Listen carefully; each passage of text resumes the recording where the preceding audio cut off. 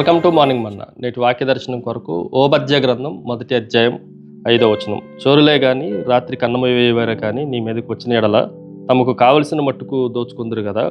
ద్రాక్ష పండ్లను ఏరువారు నీ వద్దకు వచ్చిన ఎడల పరుగు ఏరుకున్న వారికి కొంత ఉండనిత్తురు కదా. నిన్ను చూడగా నువ్వు బొత్తిగా చెడిపోయి ఉన్నావు.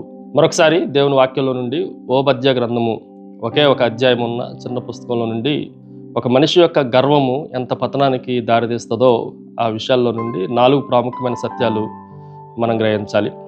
Number 1, it is a penetration. జాగ్రత్తగా ఆలోచన చేస్తే చొచ్చుకొని పోవటము, ప్రవేశము. ఈ మాటలు చోరులే కానీ కన్నము వేసేవారే కానీ వారు ఎలాగో దోచుకుంటారో ఆ పరిస్థితులన్నిటినీ దేవుని వాక్యంలో నుండి మనకి జ్ఞాపకం చేస్తూ ఉంది. దొంగ వచ్చినప్పుడు, కన్న వేయటానికి వచ్చినప్పుడు, దోచుకొనటానికి వచ్చినప్పుడు, చోరులు వచ్చినప్పుడు వారు కన్న వేసి మరీ దాన్ని పగలగొట్టి మరీ లోపలికి ప్రవేశించడం, యజమానులు ఎవరు గమనించకుండా దాన్ని సంపూర్తిగా నాశనం చేయటానికి, దోచుకొనటానికి వచ్చినట్లుగా.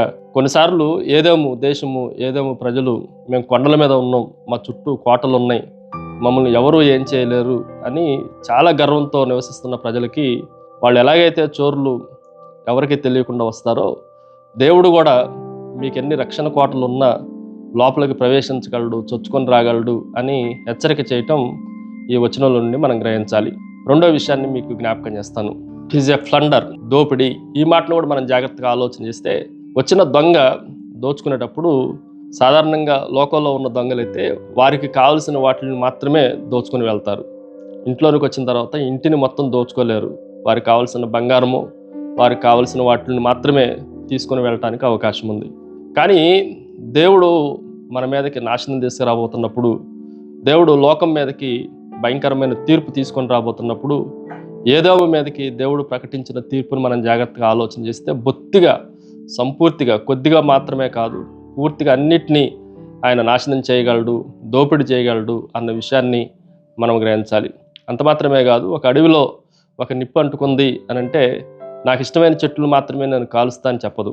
అక్కడ ఉన్న వాటిలన్నిటినీ, అది ఏ చెట్టు ఏ మొక్క అని చూడకుండా వాటిలన్నిటినీ నాశనం చేసినట్లుగా దేవుడు తీర్పు అలా ఉంటుంది అన్న విషయాన్ని మనం గ్రహించాలి. మూడో విషయాన్ని మీకు జ్ఞాపకం చేస్తాను. ఇట్ ఈజ్ ఎ ప్రైడ్, గర్వము. ఏదోము ఇంతగా దోచుకొనబడటానికి, ఇంతగా నాశనం అవటానికి కారణం ఒకటే, దాని గర్వం. తను తాను చాలా ఎక్కువగా ఉన్నతంగా హెచ్చించుకుంటూ వచ్చింది.